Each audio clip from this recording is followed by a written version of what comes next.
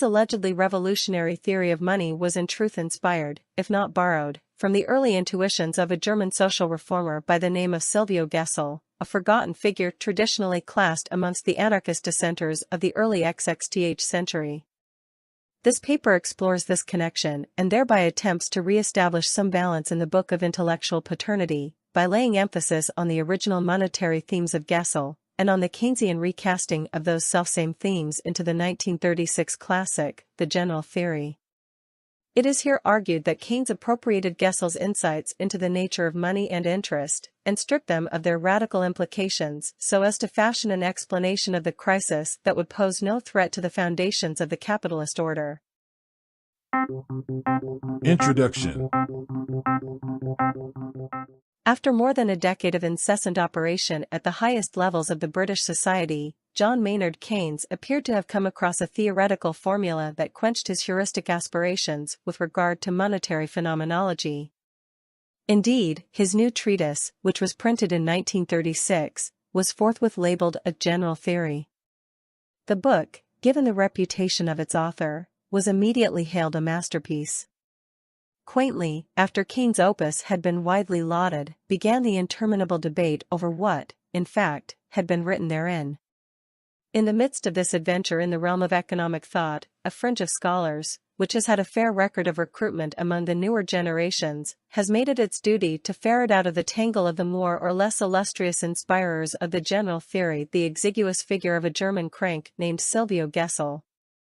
Truly, on account of the scant number of contributions on this subject, and of the sober tone of the exposition, common to all such references, this German connection, for all practical purposes, would have carried no weight and would have thus been lost to memory by fault of its imputed trifling significance, had there not prevailed among the contributors a unanimous apprehension of the profound, impressive Gessellian traces into the whole make-up of the general theory's monetary foundations.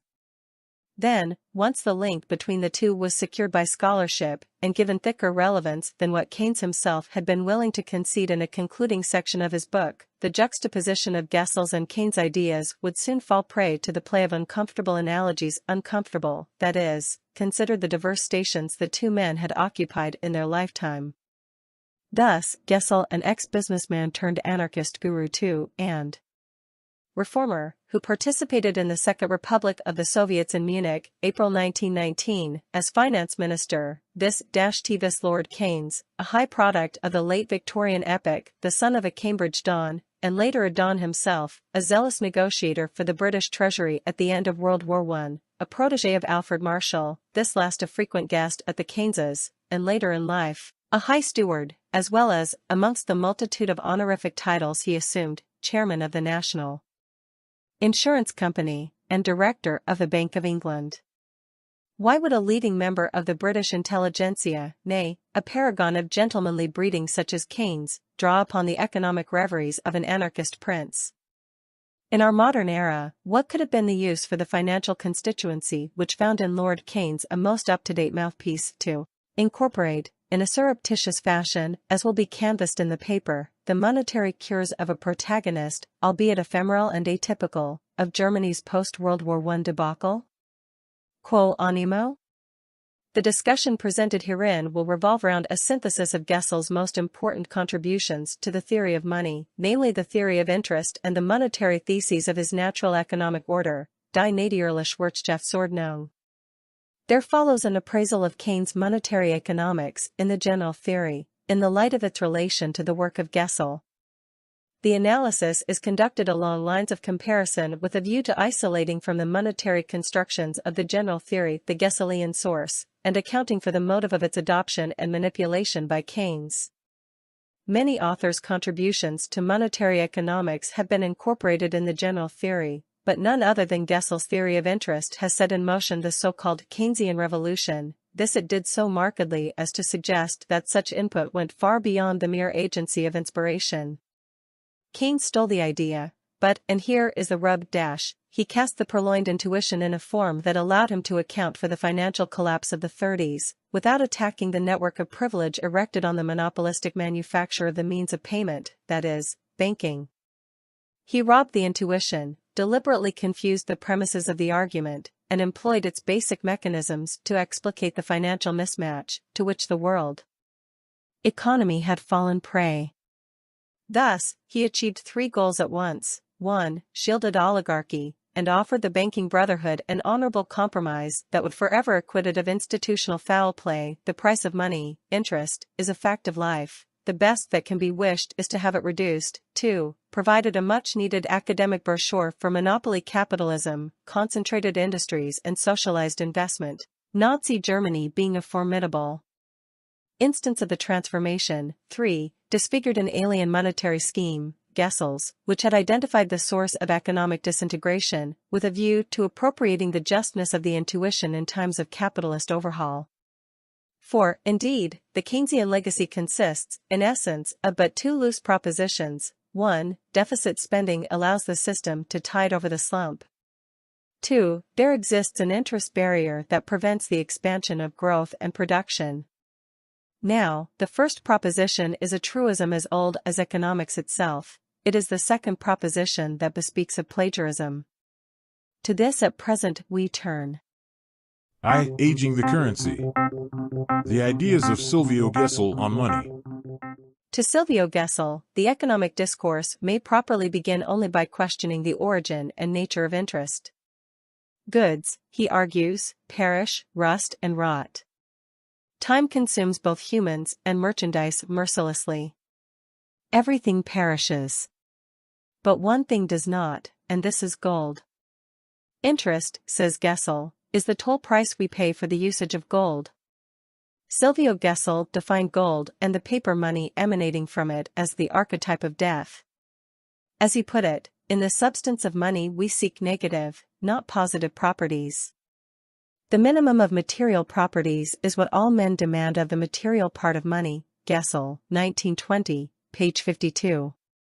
Gold, for instance, owes its eternalness to the fact that it neither rusts nor rots, neither grows nor decays, neither scratches nor burns nor cuts.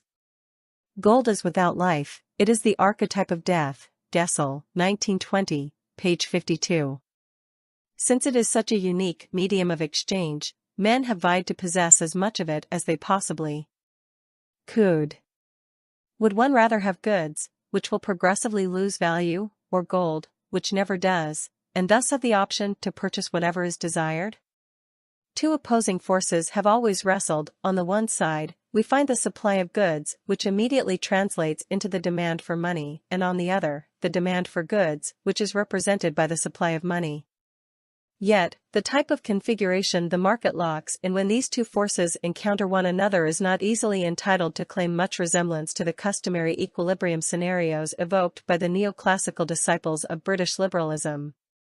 Instead, the relationship that comes about between the holders of money and the producers of goods and services is of a peculiar sort. The demand for money, that is, the supply of goods consists of an aggregate of goods, material, tangible, perishable. The supply of money, instead, is not even grazed by the erosion of time. The former is like a swollen river which, by its very nature, continually floods the market looking for buyers. The latter can afford to wait, imperturbable, for more advantageous conditions. The goods comprised in the supply deteriorate every day, and consequently, fresher merchandise will be sold at a higher price, for the supply of goods, postponing the exchange is lethal. Money, however, by reason of its negative properties, not being prodded by impulses inherent in the substances that compose the goods, has no fear of procrastinating the transaction with its counterpart. And such an advantage has rendered money, since its birth, the umpire of market exchanges. The merchant is of course in need of commercial profit, and he can only satisfy this need through the purchase of commodities. The impulse stimulating the merchant's purchases of commodities is not, however, physical necessity, but the wish to obtain the commodities as cheap as possible. The consumer, under the pressure of personal wants, cannot wait, neither can the producer wait. But the possessor of money, the holder of the universal, essential medium of exchange, can walt and thereby embarrass both producer and consumer by holding back the medium of exchange, money. The products of our labor cause considerable expense for storage and caretaking, and even this expense can only retard, but cannot prevent their gradual decay. The possessor of money, by the very nature of the money material, precious metal or paper, is exempt from such loss. In commerce, therefore, the capitalist, possessor of money, can always afford to wait, whereas the possessors of merchandise are always hurried. So if the negotiations about the price break down, the resulting loss invariably falls upon the possessors of goods, that is, ultimately, upon the worker in the widest sense. This circumstance is made use of by the capitalist to exert pressure upon the possessor of goods, worker, and to force him to sell his product below the true price. Gesell, 1920, pages 226, 137. Therefore, he who holds money has no difficulty in asking for a tribute, a reward for his unavoidable services. The premium that is claimed in exchange for the medium of payment, the conditio sine qua non for the survival of trade, is indeed interest, basic interest, Ursins, as Gesell calls it.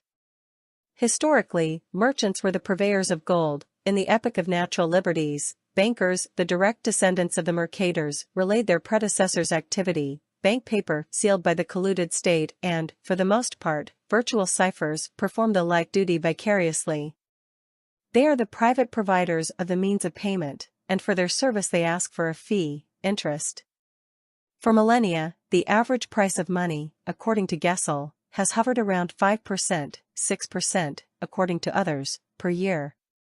However, although basic interest appears during the exchange, the role of the merchant, indeed, reduces to that of a mere taxman middleman, since basic interest, which has to be squeezed out of the margin earned, must be handed over, unfailingly, to the provider of money. And who shall grant the money?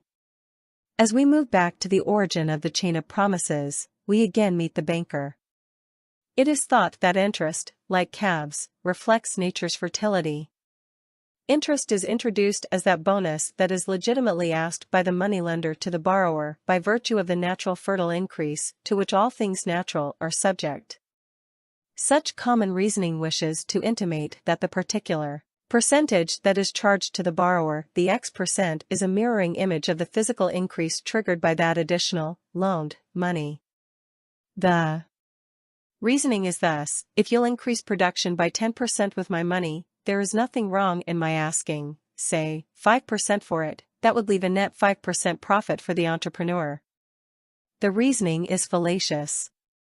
On the simplest plane of consideration, two scenarios need be considered. Either the banker refuses to put more money in the system after the physical increase has taken place, in which case he will exact interest by commanding a greater portion of a representative bundle of goods, whose price has decreased. Owing to that gain in efficiency brought about by the loan, a so-called productive investment, there are more goods around than previously, or, if the price level is not to decrease, fixed or rising prices, he shall have to inject an additional quantity of money so that he can carve out his quota of interest, which action, indeed, the banker will agree to effect only by charging another dose of interest for this second injection, which is nothing but another loan. 5. The first is a story of deflation. In the banking of yore, this cumbrous operation was frequent, and was suffered acrimoniously by the common man, who then obtained newly minted coins, corresponding to a higher gold or silver content, but at a much higher price apiece, in terms of goods offered in exchange. Credit dynamics in the modem machine age, instead, came to adhere closely to the second scenario, wherein bankers manipulated credit in such a way as to inflate the price level and recoup interest in the price differentials. Thus created, in such an artificial monetary margin, combines of investment bankers, through business, compete against one another by means of technological innovations and aggressive marketing. The price rises steadily, at the cost of sizable injections of credit money and concomitant interest charges. And adversarial consortia bank on efficiency advantages that will enable them to keep abreast of, if not crush, the competition. The resulting tension on the market owes its pull from two angular sources, the first being the immediate clash among manufacturers, the second originating within the combine itself, that is, between the producer and the banker, who is not willing to unlace the mouth of his purse if he is not paid interest. Indeed, as a routine, the moneylender asks for a minimal, fixed, rate of interest, irrespective of the actual conditions on the market. This fixed charge is but one of several components within that enigmatic percentage the world at large takes for granted. It hides among risk premiums of various strains, insurance fees, depreciation charges, and a host premium, an addition that is incorporated in the interest in view of expected price surges, Gesell, 1920, page 275 and ff., all of which sum up to the incumbent X% spoken of as the current rate. The fixed charge hides among licit economic allowances, but it is of an altogether foreign, non-economic breed. The fixed component is usury proper, something in the nature of a pure tribute, an exaction. The Hebrew word for interest is neshek, which literally means a bite, Bonder, 1996, page 125. The fixed component, concealed like noble metal encrusted in or serves as the anchor of monetary construction, the Erzens inscribes itself as the primal constraint of the Gessellian model, portraying the economy.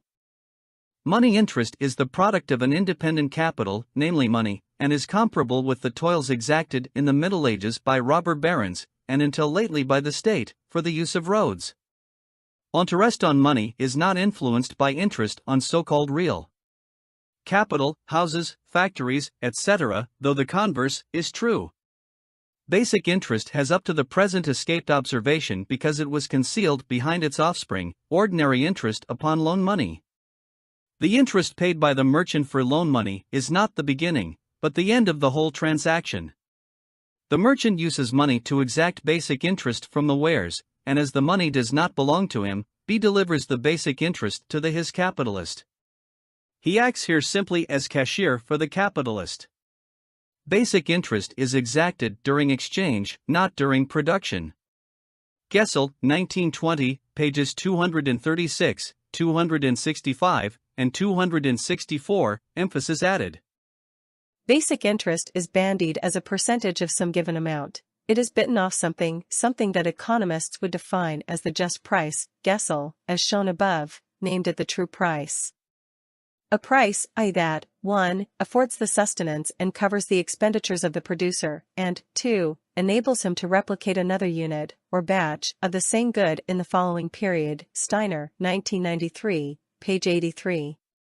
If we warrant the existence of such a price, then that X% that is torn off it with the bite is basic interest proper, the hard core of usury, the price for the usage of the means of payment.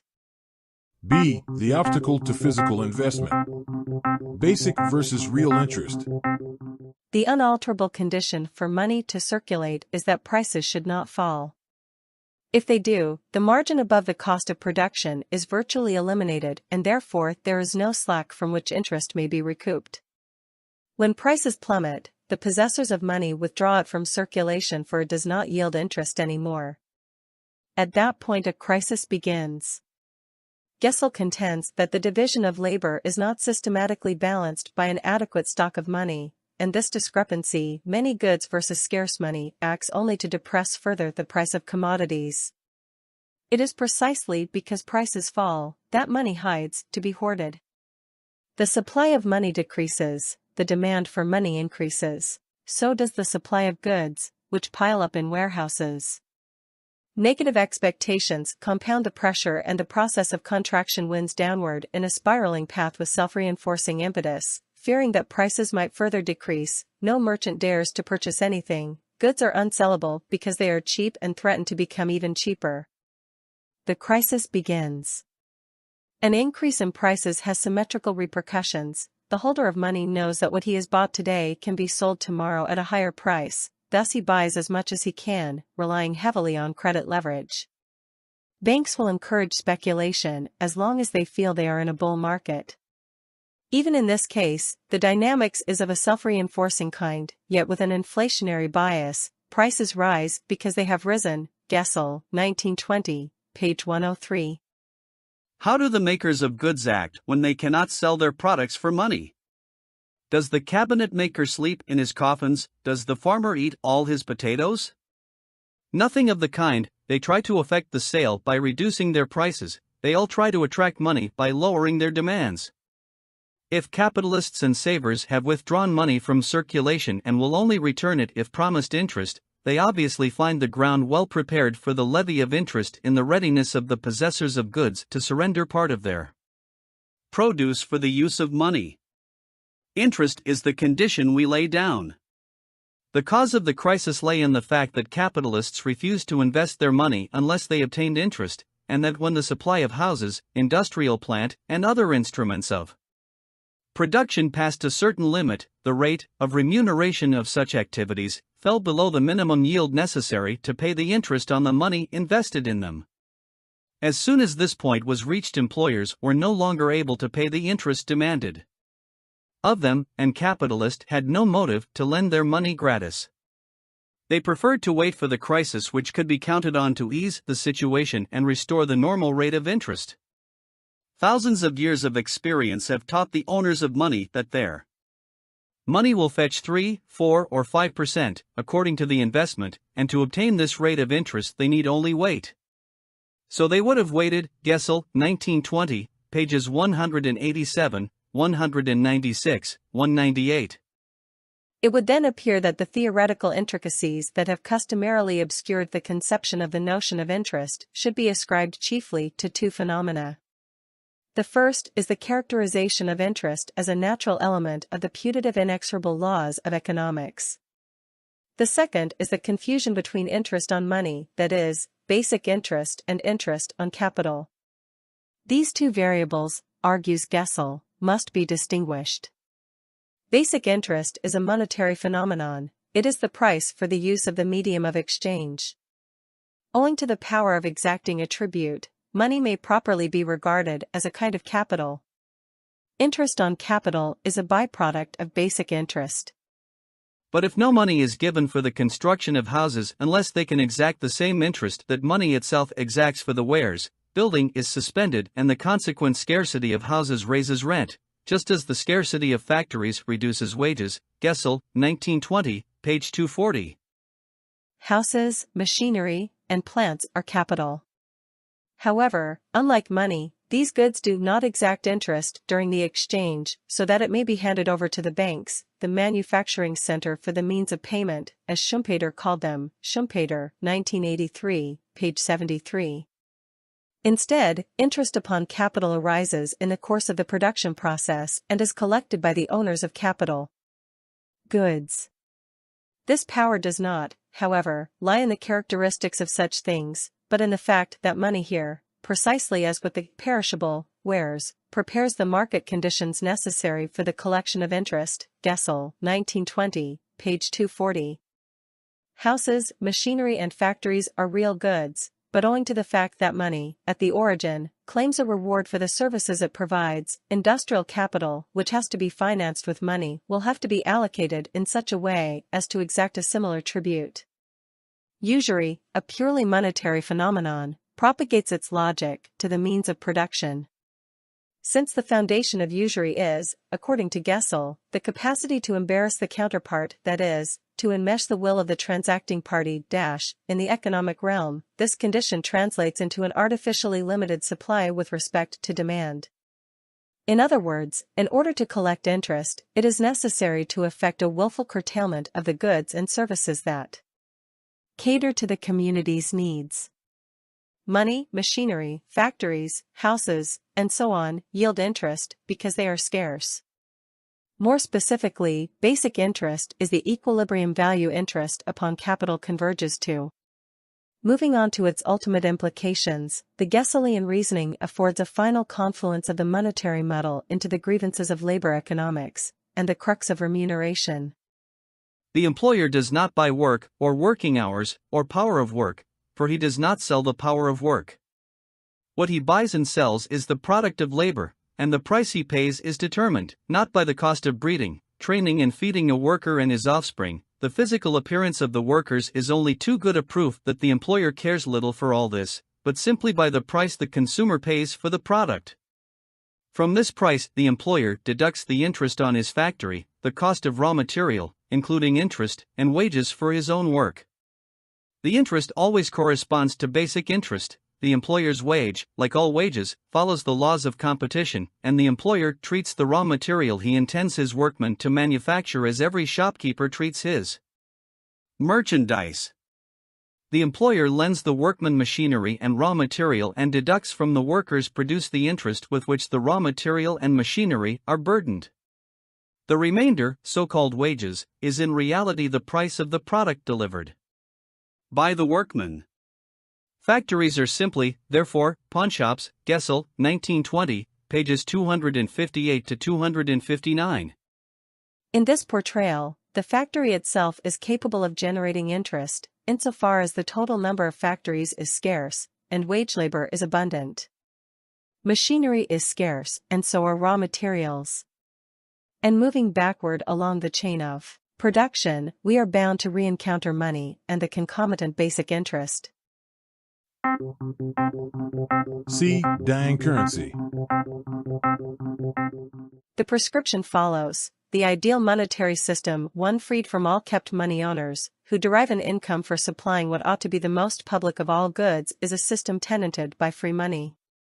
Free money is perishable money. If money were given an age by stamping it, and thus make it lose value day after day, or, e.g. on a monthly basis, the time interval for affixing the stamps on the scrip is a matter of convenience and arbitrary choice, like any other good yielded by nature, it would be irremediably forced to circulate.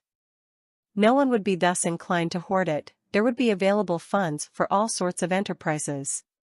One would reckon a paper bill for each good, and not too few bills for a glut of commodities, deflation, or too many notes for only a few commodities, inflation. The rate of interest would taper off and finally become zero. This proposal is brought forth as the completed synchronization of goods and money, the purpose being that of making money as perishable as the products of industry broadly defined. For petty transactions, the public would use a definite sum of paper scrip, which would lose value as time passes. The stamps would be on sale at government offices, and the revenues forthcoming therefrom would be tantamount to an effective taxation of the community. The amount saved by households will be entrusted to the care of credit institutes, which will be compelled no less than their clients to keep it in motion. State-sanctioned depreciation will enjoin the institutes to loan such savings to entrepreneurs. By dint of such compulsion, trades are bound to flourish, accompanied, as they would be, by bouts of renewed inventiveness within the realms of organizational and technical improvement. When I have saved a sum of money, I now do exactly what I did formerly, I take it to the savings bank, which enters the amount in my savings book. In this respect nothing has changed. It was said that the sum of money entered in the savings book would be subject to the same amount of depreciation as free money, but that is nonsense. The savings bank owes so many dollars, American standard, but not the notes which I handed in. And the standard dollar stands above the notes. If I lend somebody a sack of potatoes for a year, he will not give me back the same sack of potatoes, which have meanwhile rotted, but a sack of new potatoes. It is the same with the savings bank. I lent it $100, and it agrees to give me back $100. The savings bank is in a position to do so, since it lends the money on the same terms, while the tradesmen and farmers who obtain money at the savings bank for their enterprises do not keep the money at home. They buy goods for use with it, and in this way the depreciation loss is distributed among all the persons through whose hands the money has passed in the course of a year. Now, in the economic life of the individual, to save means to do much work, to produce and sell much, and to buy little. But what must happen if everyone brings $100 worth of produce to market, and only buys for $90, that is, if everyone wishes to save $10? Free money applies the Christian maxim, "Whatsoever ye would that men should do to you, do you even so to them." It says, if you wish to sell your produce, buy the produce your neighbor wishes to sell. Otherwise savers mutually deprive one another of the possibility of carrying out their purpose. Gesell, 1920, pages 166 to 167, 169 to 170. A rate of interest equal to zero implies a corresponding investment so intense as to keep depreciation at bay, an endeavor the saver would have had to fight on his own, had there not been the opportunity to delegate such a task to an enterprising counterpart by the means of organized lending and investment.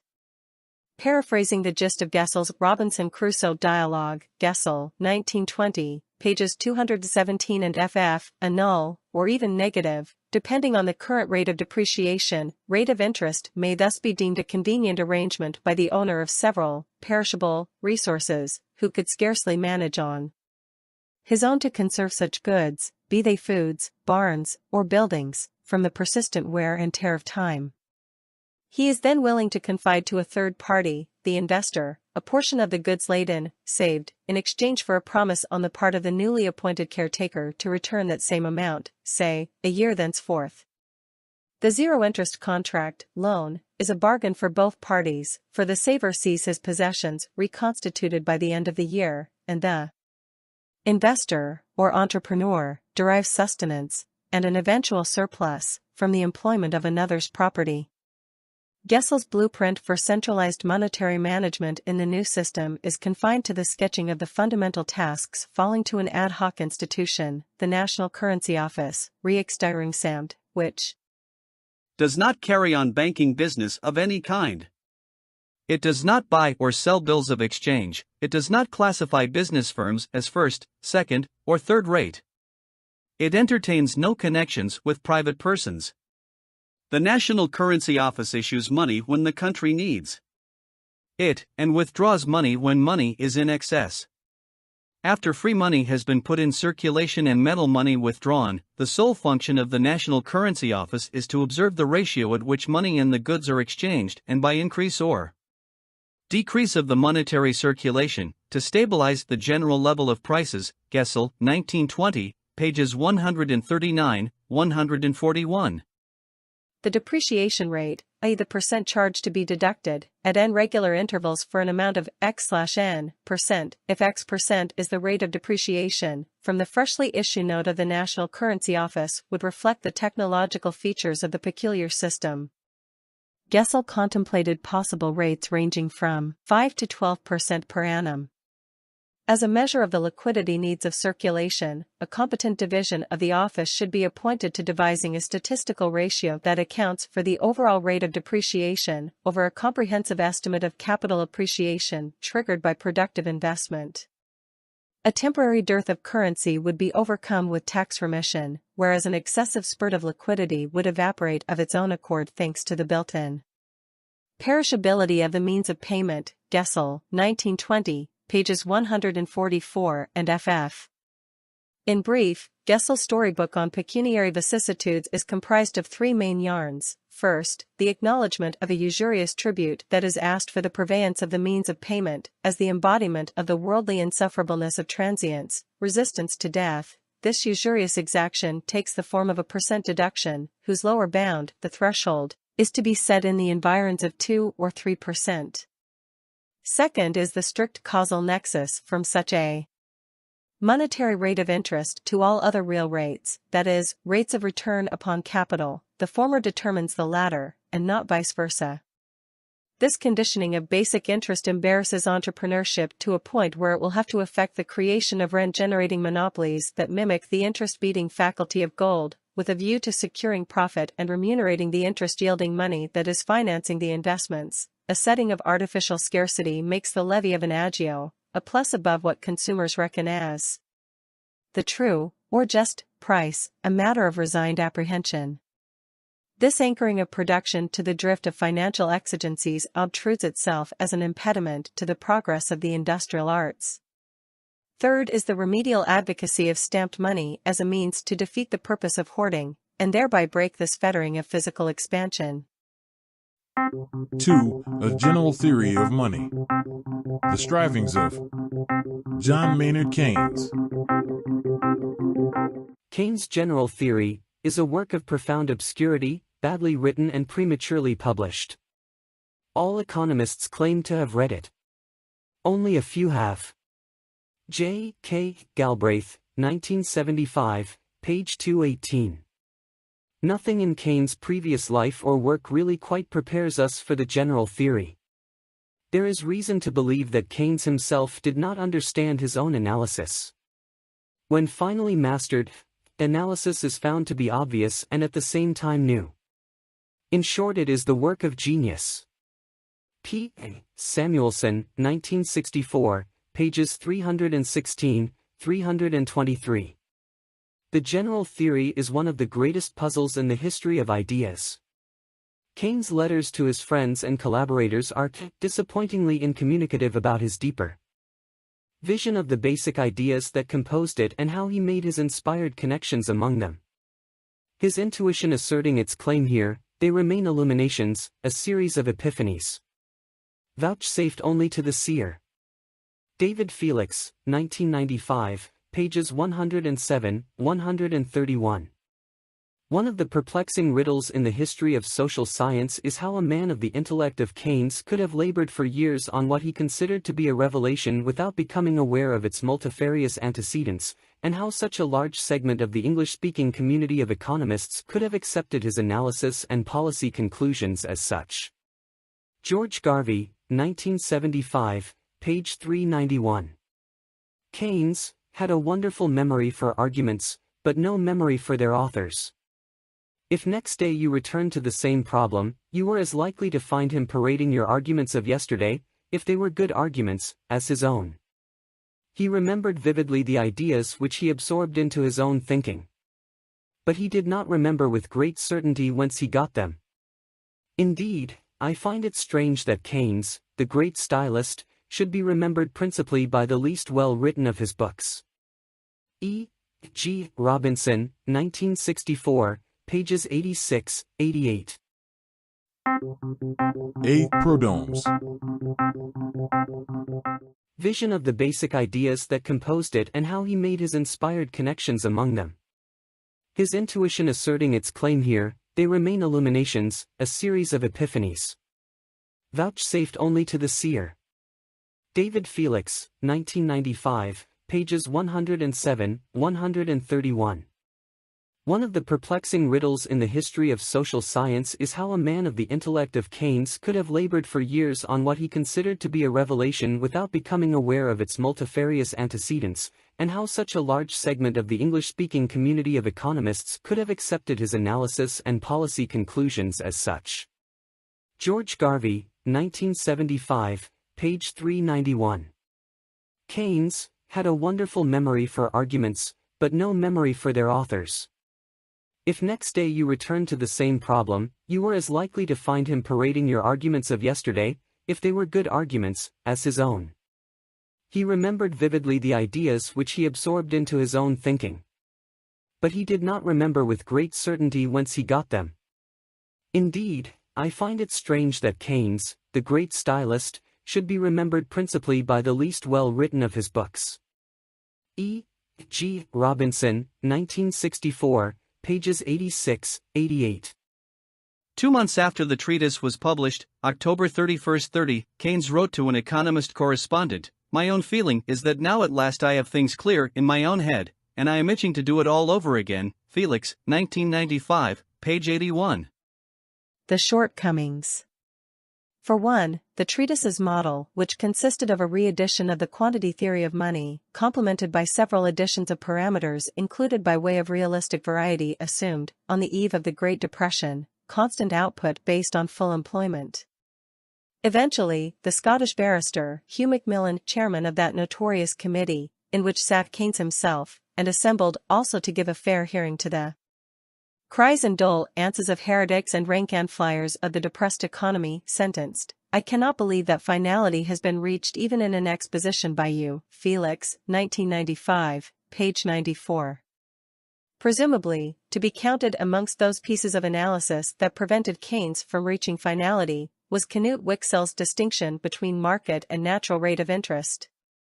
Following a spiritual crisis, before he moved on to become the founder of the Swedish school of macrodynamics, Wicksell had recanted religious belief and fashioned himself thereafter a neo-Malthusian atheist who wanted to improve the lot of mankind by rational means. Nyehans, 1990, page 248.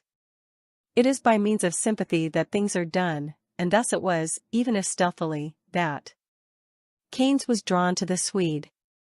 On a trip to London, financed by the Swedish Central Bank, Wicksell met young John Maynard Keynes, who seems to have treated him condescendingly, not realizing what he could have learned from him. Nyehans, 1990, page 249.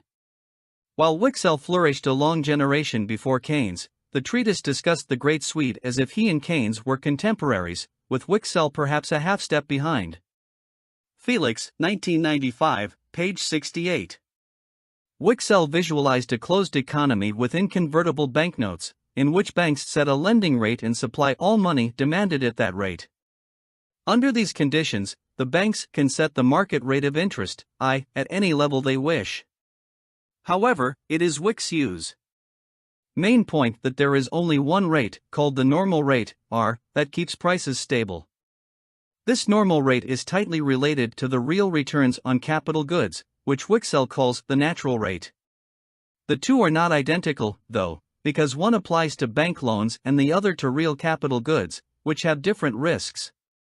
According to Wicksell's hypothesis, the course of prices is governed by the difference IR, Nyehans, 1990, page 255.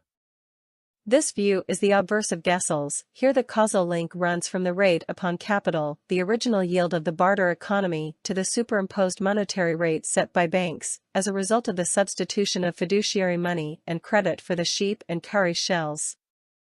Wicksell therefore made price oscillations dependent upon the mismatch between rates, which is likely to be observed when economic agents, such as banks, as they fund new initiatives, have no option but to grope in setting their rate around a nondescript natural rate, which the theory postulates, presumably as an average growth index of the physical economy. As long as the market, monetary, rate stands below the normal rate, prices will continue to rise, and vice versa, until the difference is eliminated. Once it is eliminated, prices will remain at their highest or lowest level. The present price level thus appears as the legacy of past interest policies. The crucial point is that with respect to the bank's lending rate, the economy is unstable. However, a constant market rate would not, in general, suffice to keep prices stable, because the natural rate is subject to constant fluctuations due to, for example, inventions, discoveries, or changes in expectations.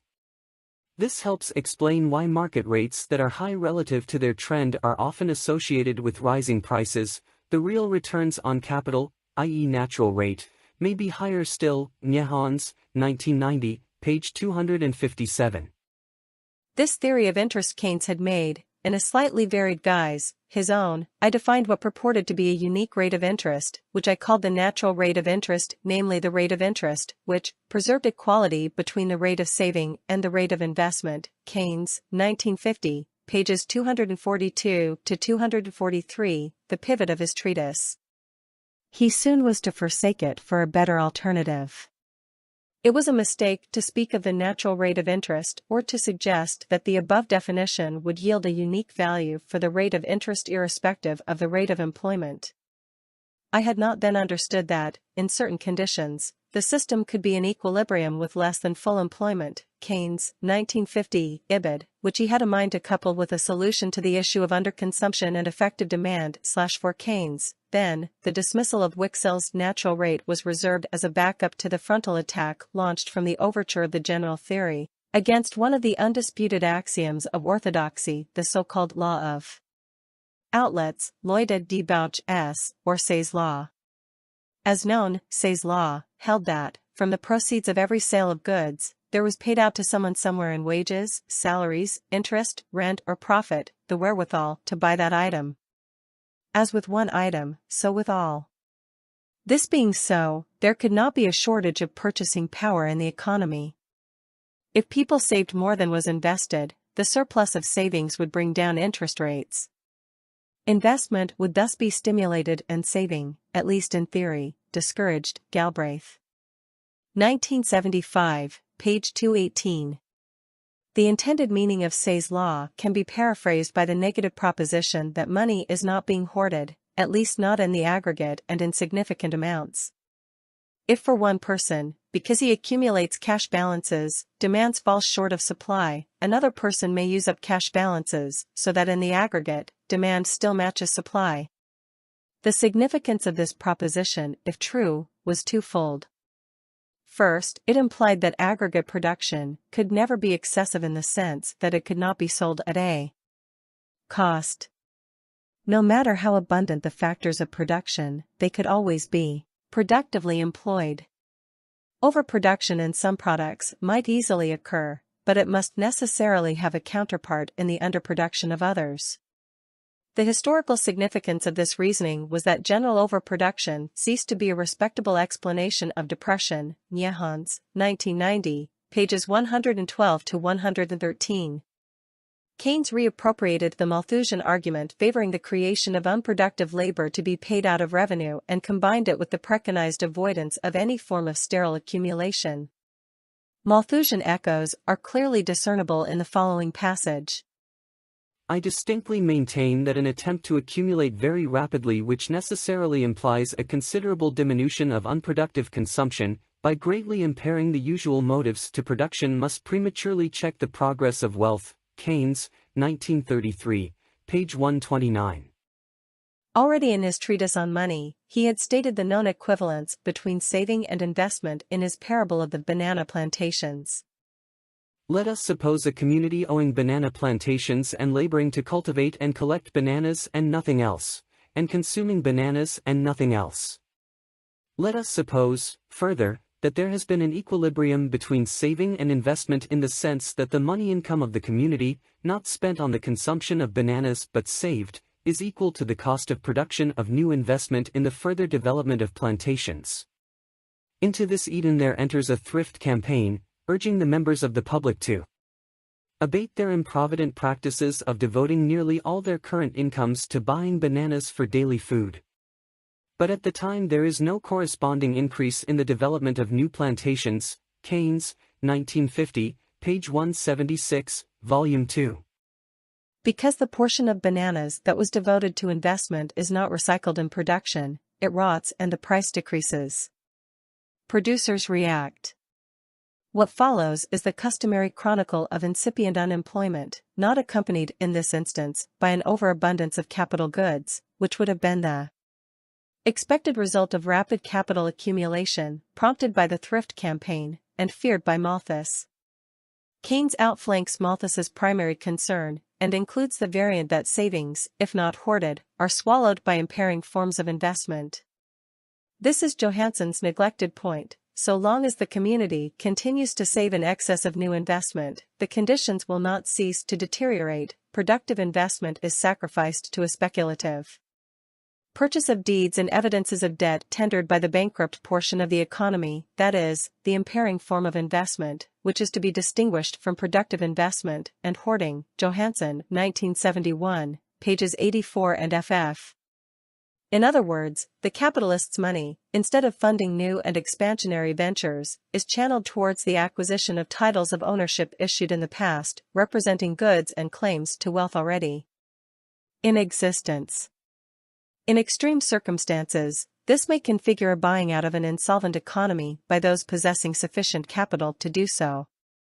Again, the frame of the problem is Malthusian, but the pivot of the discourse is the neglected point, with which Keynes was acquainted, and which he borrowed. Fay, 1980, page 670. In the general theory, this classic ground of economic controversy was enriched by Keynes' intent to challenge the hypothesized automatic adjustment of the interest rate in the equilibration process between saving and investment. It is notable that even in his path-breaking masterwork, The General Theory, Keynes adhered to the entirety of neoclassicism, micro and macro, deviating with respect to only one assumption, that savings are a function of the rate of interest.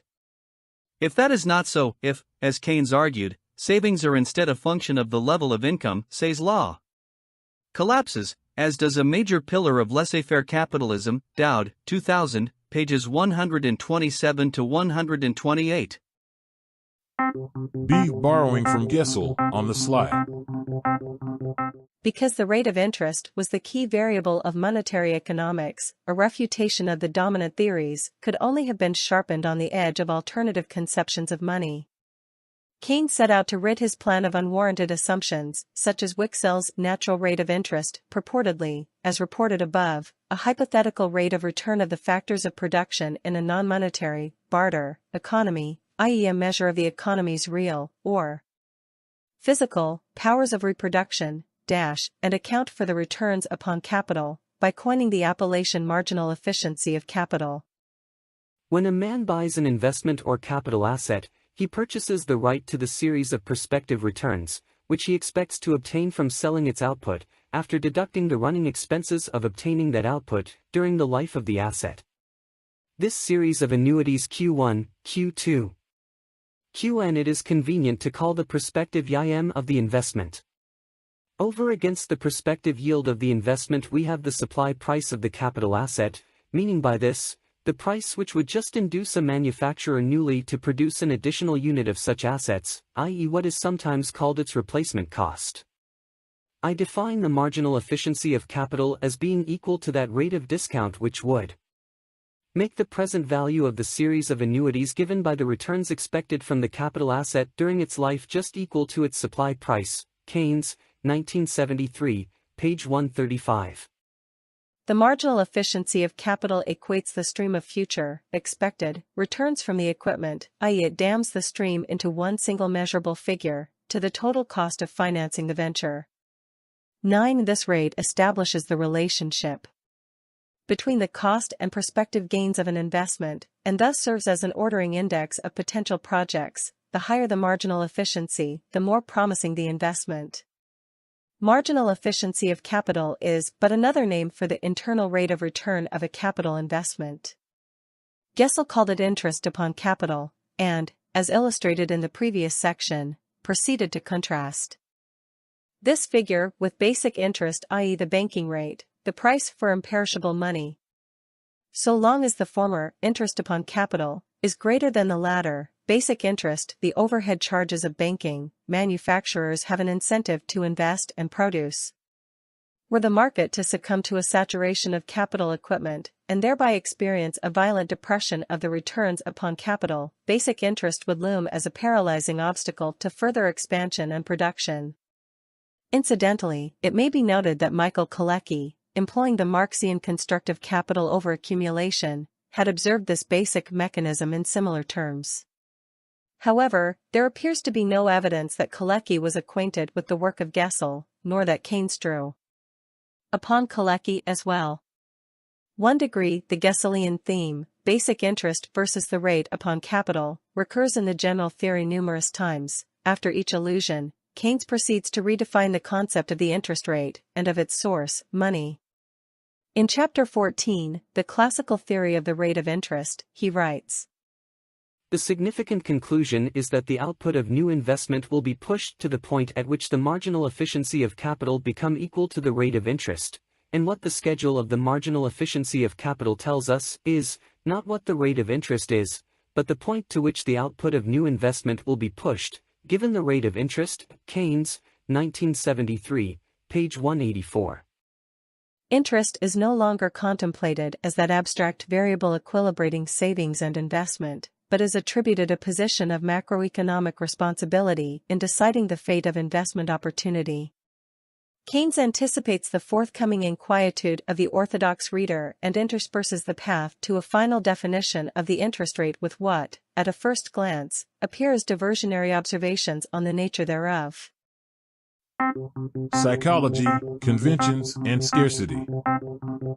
First, he looks at the matter from the investor's viewpoint, and by playing on the trade-off arising from an increase in the interest rate between capital account losses, through the decline of bond prices, and gains in interest revenue.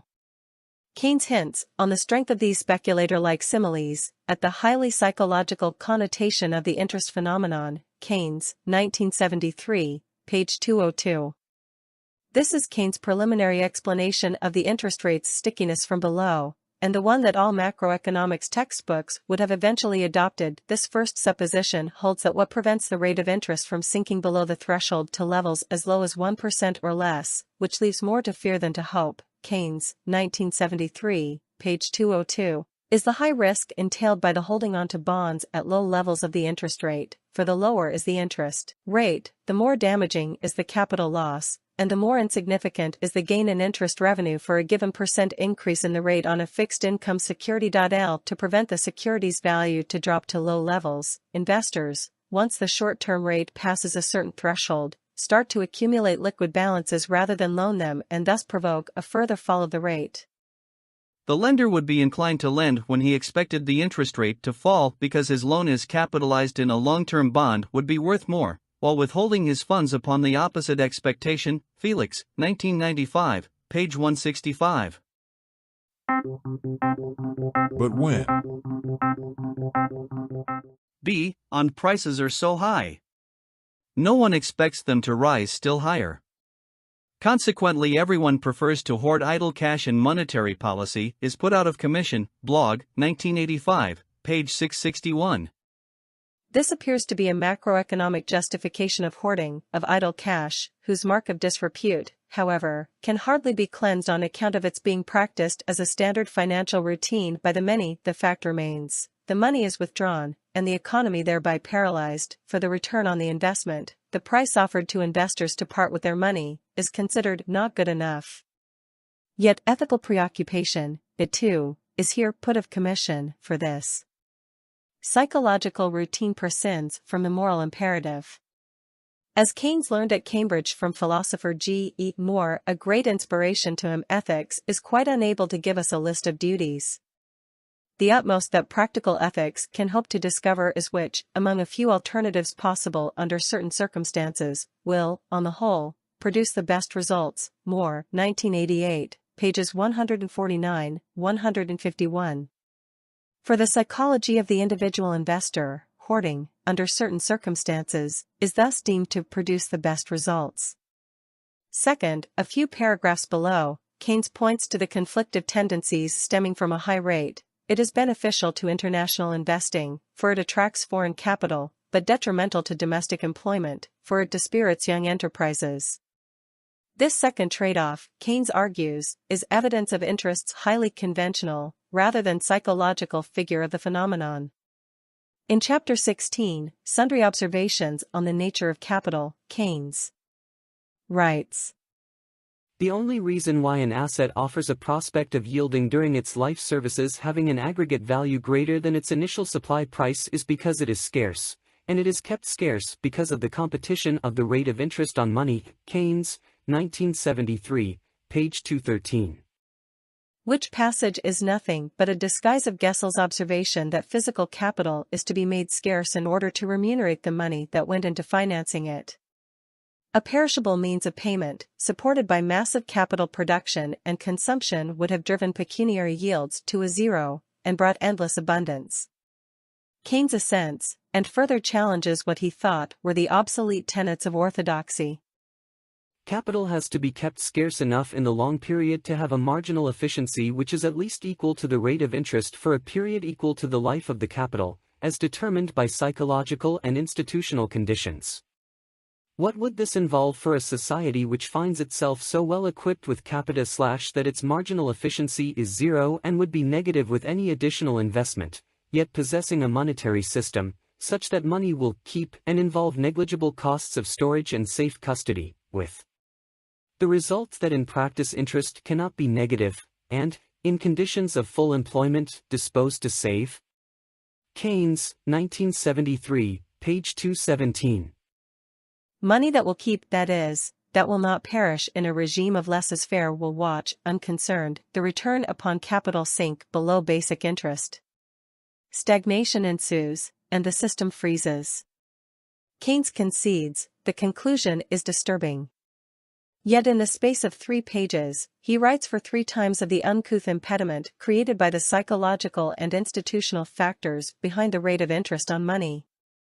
Not once, so far, does he broach the question of perishability, however. The institutional factor, the reader suddenly acknowledges the appearance of a lower bound, a threshold, for the rate of interest. In particular, the costs of bringing borrowers and lenders together and uncertainty as to the future of the rate of interest, set a lower limit, which in present circumstances may perhaps be as high as 2 or 2% on long term. Keynes, 1973, page 219. By the 16th chapter, Keynes must have sensed that he was endeavoring to picture the dynamics of interest from too many angles. It was time to serve a proper definition. Yet he persists for the length of a few more pages to inveigh against wasteful expenditure. By the 16th chapter, Keynes must have sensed that he was endeavoring to picture the dynamics of interest from too many angles. It was time to serve a proper definition. Yet he persists for the length of a few more pages to inveigh against wasteful expenditure. The measure prescribed by Keynes to overcome the barrier of basic interest is state intervention. The state will bring about the equalization of interest upon capital and monetary interest at a level compatible with full employment. Eventually, under the aegis of government control, the marginal efficiency of capital will be reduced to zero, and rentiers annihilated. Keynes' general theory of interest. Then, Keynes turns the page to Chapter 17, The Essential Properties of Interest and Money. There, he will deliver the long-awaited definition of interest. He does it in 3 installments. 1. Positing money as a commodity. 2. Revealing the virtues of this special commodity. 3. Contriving the so-called liquidity preference curve to account for the determination of its yield. First installment. It seems, then, that the rate of interest on money plays a peculiar part in setting a limit to the level of employment. The money rate of interest, we may remind the reader, is nothing more than the percentage excess of a sum contracted for forward delivery, e.g. a year hence, over what we may call the spot or cash price of the sum thus contracted for forward delivery. It would seem, therefore, that for every kind of capital asset there must be an analogue of the rate of interest on money. Keynes, 1973, page 222.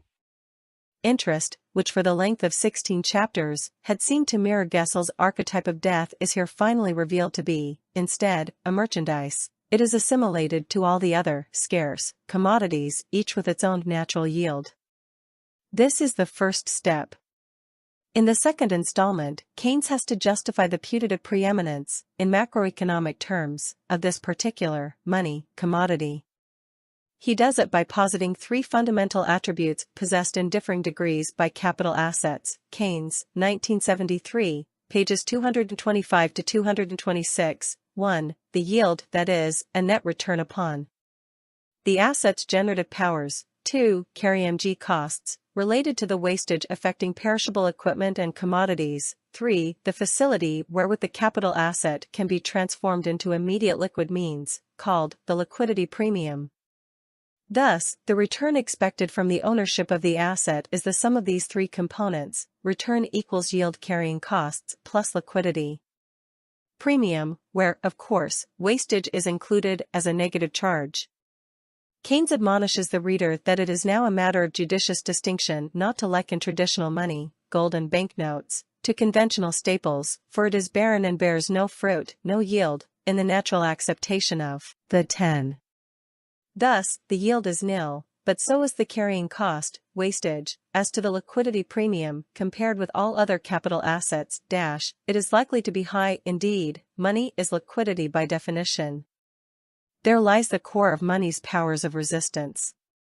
After much taxonomic effort, Gesell's basic interest, Ursins, is reintroduced inconspicuously in the theoretical texture of the general theory, yet not as Gesell defined it, namely, as the usurious tribute exacted for the mere handling of money, but as an impersonal premium arisen out of pragmatic necessity, and thereby hardened by tradition, wholesome and immutable, by default. In attributing a peculiar significance to the money rate of interest, we have been tacitly assuming that the kind of money to which we are accustomed has some special characteristics which lead to its own rate of interest in terms of itself as standard, being more reluctant to fall as the stock of assets in general increases than own rates of interest of any other assets in terms of themselves. Keynes, 1973, page 229, emphasis added. Now, the reader of the general theory, who, most likely, has never heard of Gesell, may want to know why the rate of interest declines most slowly, when all the other definable own rates, e.g. the rates of return for all sorts of commodities, and various types of ventures that are postulated at the beginning of the 17th chapter, may easily plummet and become negative under the pressure of unbridled investment. In other words, why can't the rate of interest on money be ever negative? Keynes finds himself at a delicate juncture, for in his biased replica of Gesell's theory of interest, he is at this point sailing close to the unconditional arraignment of imperishable metals, which is a spot he wishes to elude. But by having reduced money to an ordinary commodity and depicted its rate as but one of a myriad envisionable yields, Keynes now has the leeway to discuss with detachment the source of the occasional rigidity encountered in the marketplace, which, as he learnt from Gesell, is, of course, gold. Notice the subtlety. Unlike Gesell, Keynes does not suggest that gold usurped the symbolic nature of money, reified its function, and thereby demanded a toll for its usage. He affirms, instead, that amongst many commodities money is one which chanced to be gold by way of traditional practice, and that the physical properties of the metal may at times be expected to obstruct the free flow of trade.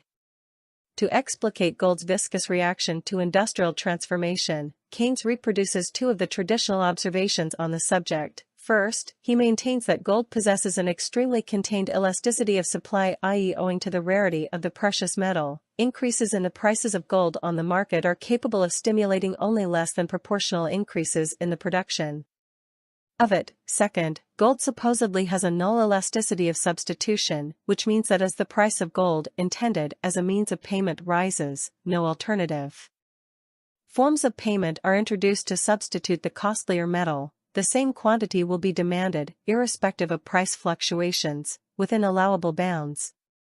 In other words, the traders cannot find a more suitable money than money itself, i.e., gold money. At last, comes the so-called Keynesian trap. We come to what is the most fundamental consideration in this context, namely, the characteristics of money which satisfy liquidity preference. For, in certain circumstances such as will often occur, these will cause the rate of interest to be insensitive, particularly below a certain figure, even to a substantial increase in the quantity of money in proportion to other forms of wealth. In other words, beyond a certain point money's yield from liquidity does not fall in response to an increase in its quantity to anything approaching the extent to which the yield from other types of assets falls when their quantity is comparably increased. In this connection the low, or negligible, carrying costs of money play an essential part. Keynes, 1973, page 233.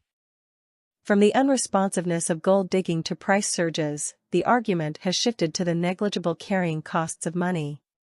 In the Keynesian scheme, the demand for money is divided into two main components: L2, a demand for transaction purposes, i.e. day-to-day purchases, which is a positive function of income, and a speculative demand for money, which is a negative function of the rate of interest. As the rate of interest soars, the investor has an incentive to renounce immediate liquidity and solidify his money balances, whatever is left over, after all necessary transactions have been deducted, into longer-lived investments. This second demand function is the concise microeconomic tool employed by Keynes to summarize the habits of the community in managing a hypothetical collective portfolio. Keynes conceives this so-called liquidity preference, the third installment of his comprehensive description of the nature of interest, as a putative expression of the aggregate saving and investing behavior of a diverse mass of savers. It allegedly indicates the mass's desire to hold wealth in liquid form, cash versus other types of less liquid investments. The interest rate is then determined as the intersection of this last demand and a fixed supply of money provided by the central bank, from which one needs to subtract the quota of liquidity devoted to transactive purposes. In the words of Keynes, en contra se, the rate of interest is not the price which brings into equilibrium the demand for resources to invest with the readiness to abstain from present consumption.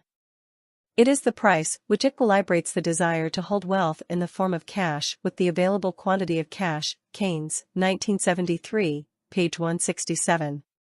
In the quoted passage above, the reader should deduce that, once the threshold, a rate of 2 or 21/2%, is reached, persistent state-mandated injections of paper in the economy might not be capable of forcing down the rate of interest. The monetary policies of the authorities would then be trapped. The reason?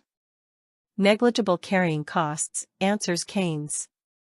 If accumulate he must, now that the threshold has been crossed, the saver would rather have gold than, say, lettuce, which would not last the day. Keynes goes on to argue that The readiness of the public to increase their stock of money in response to a comparatively small stimulus is due to the advantage of liquidity having no offset to contend with in the shape of carrying costs mounting steeply with the lapse of time. In the case of a commodity other than money, a modest stock of it may offer some convenience to users of the commodity. But even though a larger stock might have some attractions as representing a store of wealth of stable value, this would be offset by its carrying costs in the shape of storage, wastage, etc. Keynes, 1973, page 233. In essence, Keynes is once more reiterating the Gessellian intuition, according to which, the possessor of wealth, not trusting in any foreseeable upswing, as a routine, transforms his substance in liquid balances, gold, banknotes or bank accounts, so as to protect the nominal figure of his principal. The difference between the original Gessellian exposition and the Keynesian reworking thereof is that the latter presents the process of hoarding more as a matter of rational economic choice than as an automatism dictated by the veritable nature of traditional money, something that is legally acknowledged never to die.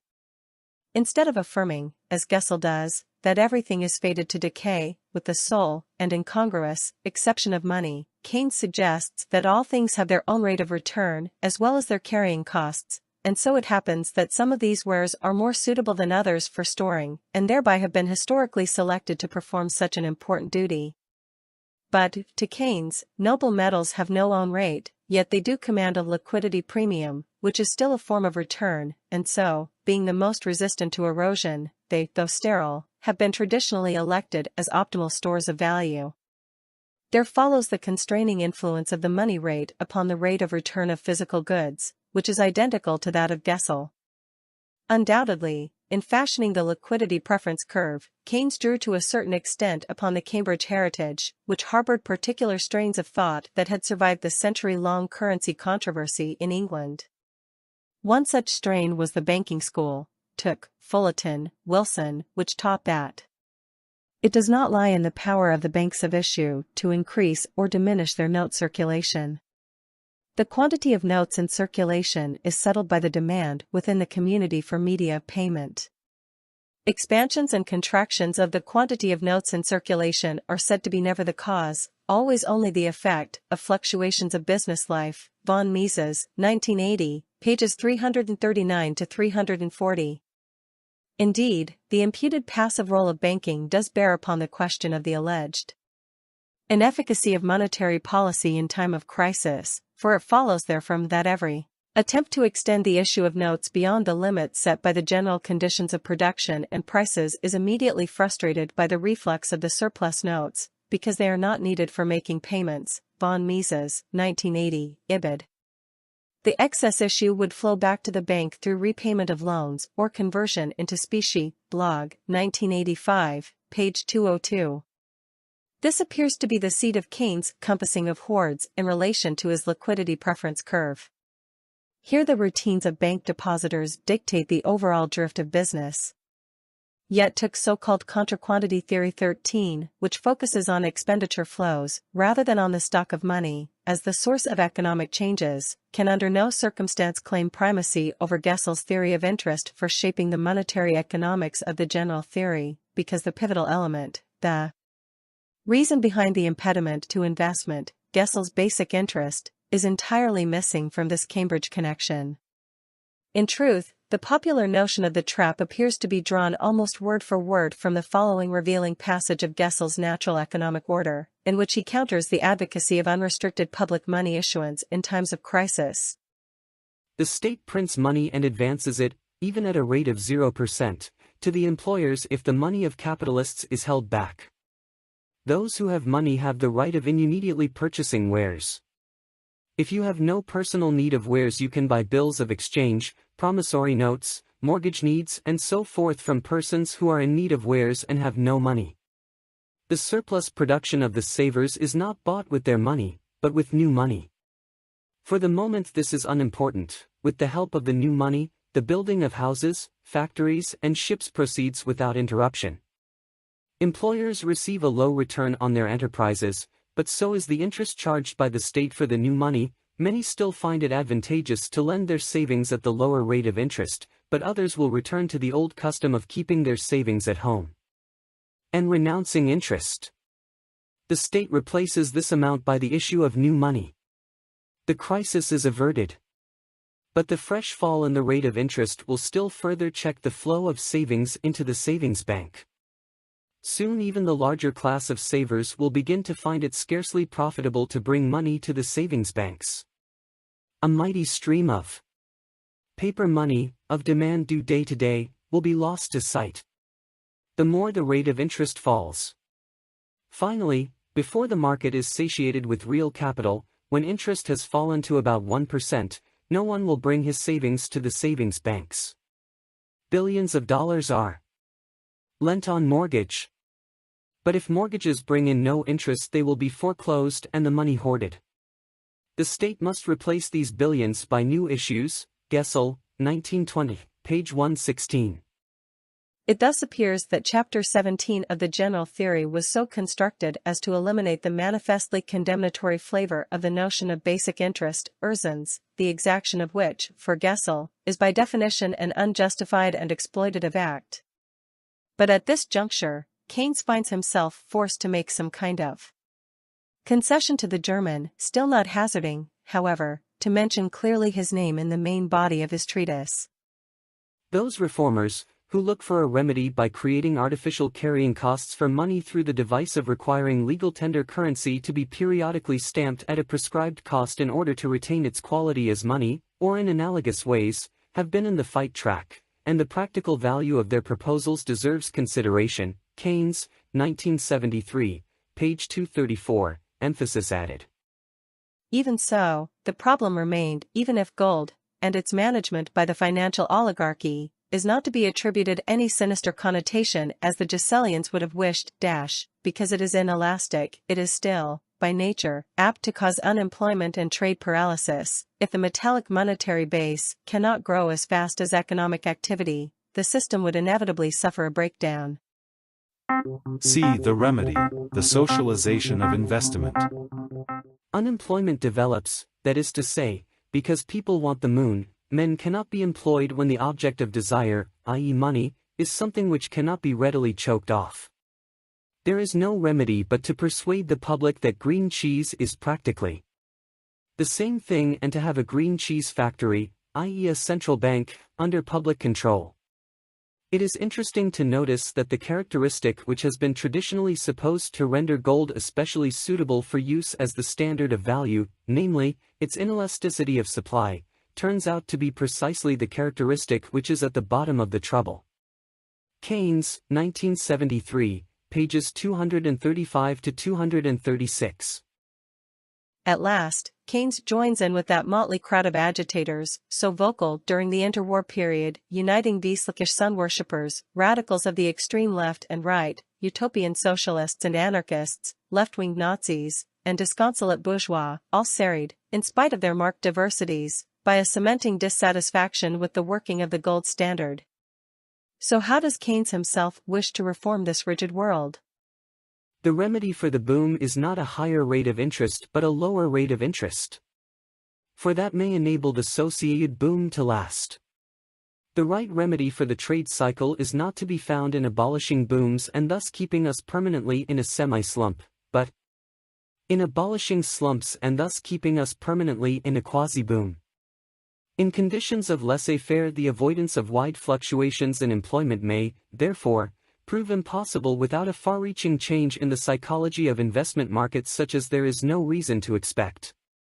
I conclude that the duty of ordering the current volume of investment cannot safely be left in private hands. I should readily concede that the wisest course is to advance on both fronts at once, whilst aiming at a socially controlled rate of investment with a view to a progressive decline in the marginal efficiency of capital. I should support at the same time all sorts of policies for increasing the propensity to consume. Keynes, 1973, pages 320, 322, 325.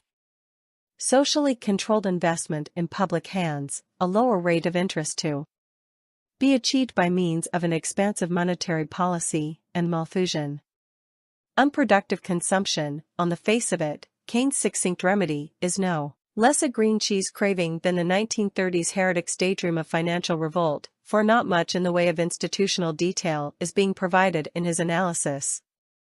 Keynes deflects his attention from the questions touching the proper arrangements conducive to such a monetary expansion, a study of the procedures affecting the note-issuing institute, a redefinition of gold's demonetization, an investigation of absentee owners, a command over resources.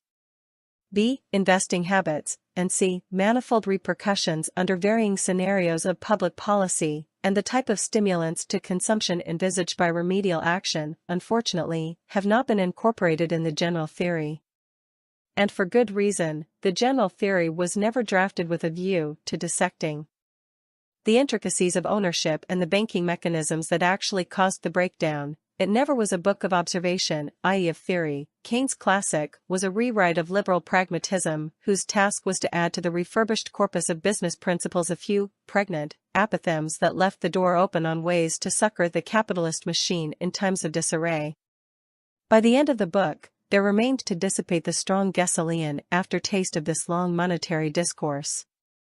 Keynes discharged the duty in that remote 23rd chapter, in which the so-called underworld of economic heterodoxy is paraded somewhat hastily.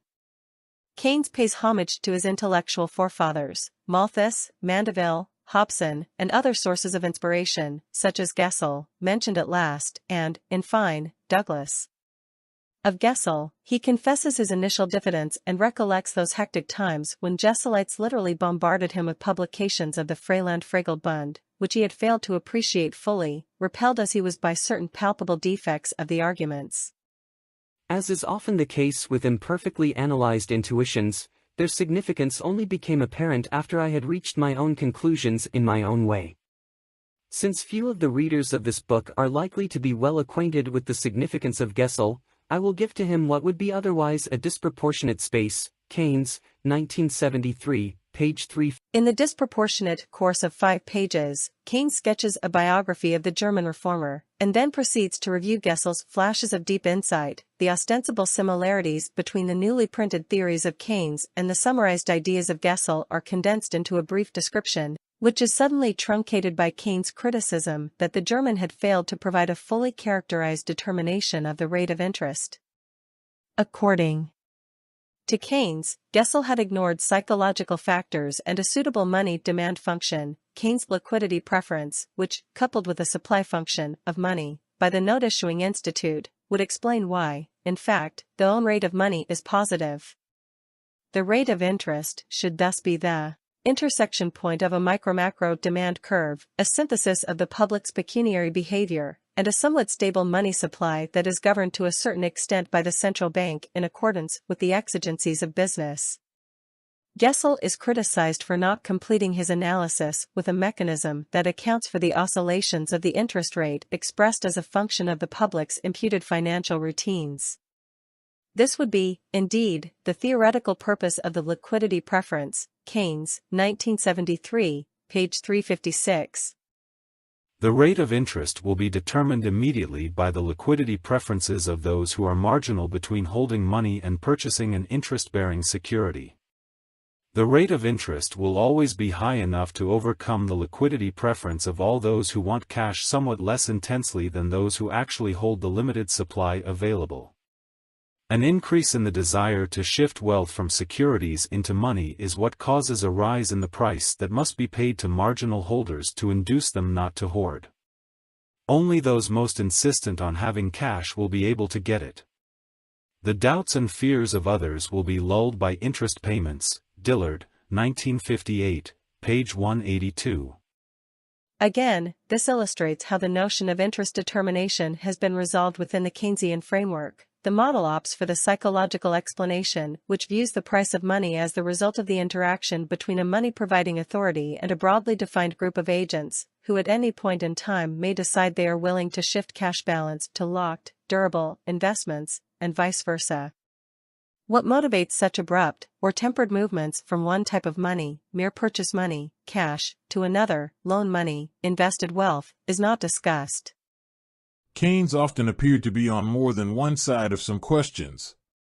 With a casualness that imposed hard work on his interpreters, he often spoke of the public or the individual in relation to liquidity preferences. Felix, 1995, page 164. In truth, it is only with stammering conviction that the general theory's monetary theses have been upheld by Keynes' followers, the difficulty stemming from that impatient aggregation of micro-decisions into a streamlined demand curve, such as the liquidity preference. The latter, in fact, is being proposed as an analytical tool depicting psychological motivation and capable of achieving a synthesis of collective behavior in the setting of the interest rate, by dispensing with an account of the nature of the several routines forming the aggregate. Within academia, of the pillars of Keynesian thought, the liquidity preference was the first to crumble. Galbraith, 1975, page 220. There's a relationship but not an identity between Keynes' concept of liquidity preference for the speculative motive and the common-sense notion of hoarding. Unemployment and depression are sometimes attributed to hoarding, although the exact meaning of this term is usually not clear. Dillard, 1958, page 181. Keynes said absolutely nothing about how the wealth holder actually transferred his money, for a price that was by definition too high, to the entrepreneur-borrower. We do not see how the three liquidity motives affect this putative rentier to part with his funds. Nor do we see how he imposes his judgment upon the entrepreneur to achieve the lending-borrowing transaction. We are not shown how the interest rate is determined. Felix, 1995, pages 167 to 168. As for the perishability of money, Keynes said no more than that those advocating it were on the right track. This happened in the midst of the 17th chapter of his general theory.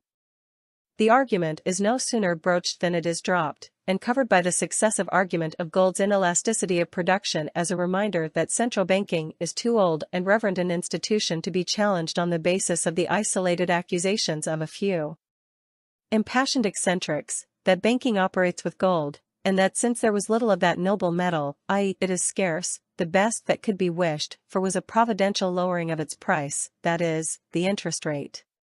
Keynes would return one last time to Gesell's stamped money proposal in chapter 23 to close the door on the perilous subject. He again concedes that the idea is sound, and goes on to venture a personal estimate as to what should be the cost of the stamp. He believes it should be roughly equal to the excess of the money rate of interest, apart from the stamps, over the marginal efficiency of capital, expected average rate of physical capital, corresponding to a rate of new investment compatible with full investment. The actual charge suggested by Gesell was 1 per mil per week, equivalent to 5.2% per annum. This would be too high in existing conditions, but the correct figure, which would have to be changed from time to time, could only be reached by trial and error. Keynes, 1973, page 357. But Gesell, argues Keynes, has seemingly failed to consider that the so-called liquidity premium, that plus the public is willing to pay to petrify wealth into means not eroded by time, attaches not just to money, which, indeed, possesses the highest premium of all available storage forms, but to a whole range of products, such as bank money, debts avkal, foreign money, jewelry, and precious metals in general, which could easily give shelter to legions of frightened savers within hypothetically unstable communities that should decide to embark upon the experiments of a perishable currency. However, it may be stressed here that Keynes' qualification does not do justice to Gesell's reform, for the latter had foreseen how the failed adoption of stamp scrip on the part of a world community, however one may go about defining such a community in terms of resource and organizational relationships, would spell doom for the introduction of dying money from the outset. It can only work if a cooperative union of nations endorses it. This concluding critique, wherewith, strategically, chapter 23 does not end, seems it almost for fear of granting Gesell the extra benefit of a meditative pause, covers the length of 2 paragraphs. Its brevity has bequeathed to the entire Gessellian parenthesis a strong air of marginal subservience to the overall makeup of the general theory. In the new Keynesian configuration, Gesell is but an appendix, a curiosum. Thus masterly robbed and shunted aside, Gesell stands on the periphery of the liberal Bible, hapless, and prone to the remarks of sneering Keynesian compilers, who have regularly taken the liberty of dismissing his dreams as clever crazy prescriptions for an inflationary bonfire. Felix, 1995, page 193. 3. Summary and conclusion. Keynes, after a more attentive re-evaluation of those Gessellian pamphlets he had been bombarded with in the 1920s, convinces himself of the validity of the dominant intuition, and thus proceeds to reform British orthodoxy at the time of the Great Depression by producing a Baudelarized edition of Gesell's ideas. Gesell's theory of interest consists in essence of two propositions. 1. Imperishable commodities, unfairly employed as means of payment, command a tribute, interest. 2. This basic interest dictates the level of the yield upon capital, and a prescription, to avoid hoarding and paralysis, let the currency age and die. Keynes will discard the prescription, too radical, and appropriate the theoretical propositions by refashioning them in ways that would broadly account for the crisis and legitimize an overhaul of the system. Conducted behind closed doors, so to speak, by the pecuniary custodians themselves. Indeed, one of Keynes' main aims, as an enlightened conservative, was to save capitalism, Dowd, 2000, page 131, and that is why modern macroeconomics was founded on capitalist agony, De Angelis, 1997, page 14. The time was thus ripe to weave into the fabric of academic belief the hitherto disbelieved notion of crisis. This was a strategic move designed to conserve the idiom and ways of capital by acknowledging the plight of the common man, and thereby seeking avenues of compromise, material and intellectual, between absentee owners and labor, which, however, were not, at all times, to skate the perquisites of business tenure. To achieve this, Keynes casts aside Say's law and its compatible monetary appendage, Wicksell's theory of interest, both discredited by the new turn of events, and adopts in their stead a revisited version of Malthus's underconsumptionist thesis seasoned with Johansson's insight, and Gesell's theory of interest. Gesell's interest upon capital he names marginal efficiency of capital. Keynes retains the univocal, determining causal link from the monetary rate to the real capital rate, but waters down the notion of basic interest by holding on to the conception of money as a commodity, and by making money the primus inter pares in a range of means of payment, which are ranked according to their degree of perishability and of convenience in use. He thus attributes to traditional money gold, the highest premium for liquidity, to whose indirect, and unavoidable, effect he ascribes the formation of Gesell's threshold, and excludes the issue of perishability from the argument. Instead, this peculiar percentage, i.e. the rate of interest, asked by money owners is defined as that fee that recompenses money for being the most liquid asset, the most practical, thus scarce, and justly rewardable for the service offered. Keynes reaffirms the institutional necessity of employing a scarce resource, gold, and its accounting more or less virtual derivatives, as an inalterable fact of economic life. In his hands, money relapses into its condition of commodity as the best-suited commodity for effecting commercial exchange, whereas basic interest's threshold is justified by the additional, and politically preferable, argument that investors have much to fear from a low level of the rate of interest, for an expected rise in it would shrink the capitalized value of debts. No usury, but scarcity, no problematic, for the economy as a whole, wish to hoard, but a psychological preoccupation to preserve one's might from the intemperance of time. The canons of bank lending are saved.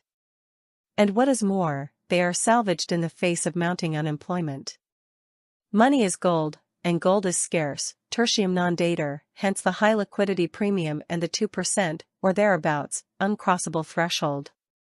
Keynes must have thought that Gesell was right when the latter declared that basic interest foists artificial curtailment of production upon the physical component of the economy. If interest sank to 0.1, should expect a burgeoning of capital investment. This Gessellian piece of economic prophesying was drawn verbatim, accepting the appellation of the real rate, into the general theory and made an insistent slogan thereof.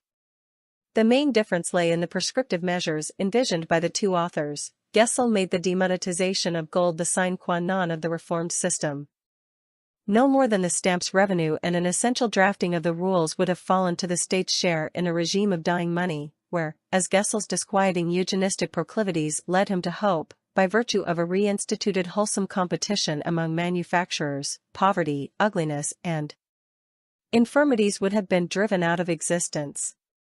On the other hand, for Keynes, who did not renounce gold and never went as far as advocating its demonetization, his directorship at the Bank of England, and ultimate allegiance to the money cartel in charge of world affairs, is borne out by his proposal at Bretton Woods to float Bancor, a special drawing right. Initially anchored to gold, the solution to the crisis would have consisted in a benevolent entreat of the constituted financial oligarchy, better still if encompassed within a fascist coalition, to lower the bank rate so as to allow the rate upon capital to decrease and thus spur production.